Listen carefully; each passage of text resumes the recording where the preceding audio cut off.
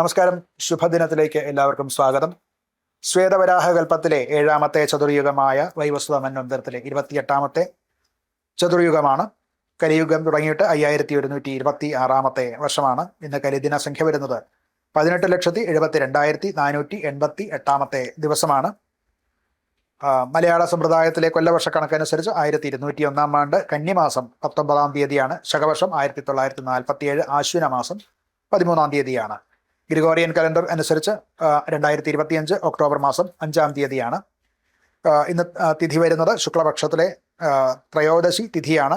ഉച്ചയ്ക്ക് 3:04 വരെയുള്ള സമയത്താണ് ത്രയോദശി. അതിനുശേഷം ചതുർദശിയാണ്. നക്ഷത്രം വരുന്നത് ചതയം നക്ഷത്രമാണ്. രാവിലെ 8:01 വരെയുള്ള സമയത്താണ് ചതയം നക്ഷത്രമുള്ളത്. പിന്നീട് പൂരുരുട്ടാതി നക്ഷത്രമാണ്. കരണം വരുന്നത് കഴുതകരണമാണ്. ഉച്ചയ്ക്ക് 3:04 വരെയുള്ള സമയത്താണ് കഴുതകരണമുള്ളത്. നിത്യയോഗം ഗണ്ഡനാമ നിത്യയോഗമാണ്. വൈകിട്ട് 4:33 വരെയുള്ള സമയത്ത് ഈ ഗണ്ഡനാമ നിത്യയോഗം ഉണ്ട്. ഞാറ്റുവേല വരുന്നത് അത്തം ഞാറ്റുവേലയാണ്. ശരത്ത് ഋതുവാണ്. ദക്ഷിണായനമാണ്. ഇന്ന് ദിവസം ഞായർ. സൂര്യന്റെ കാലഹോരയിൽ തുടങ്ങുന്ന ദിവസമാണ്.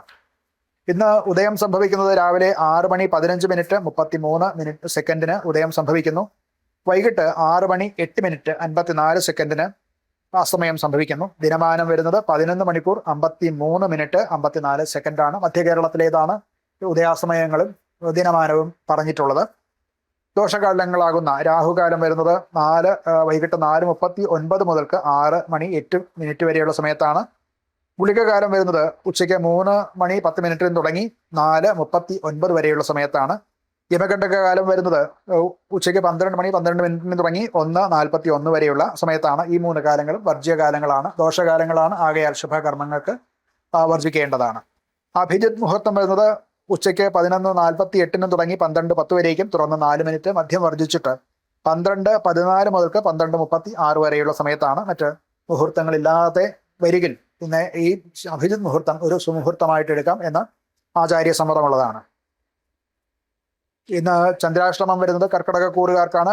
പുണർദത്തിന്റെ മുക്കാൽ, അവസാന 3 പാദം, പൂയം, ആയില്യം ഈ നക്ഷത്രക്കാർക്കാണ് അഷ്ടമത്തിൽ ചന്ദ്രൻ വരിക.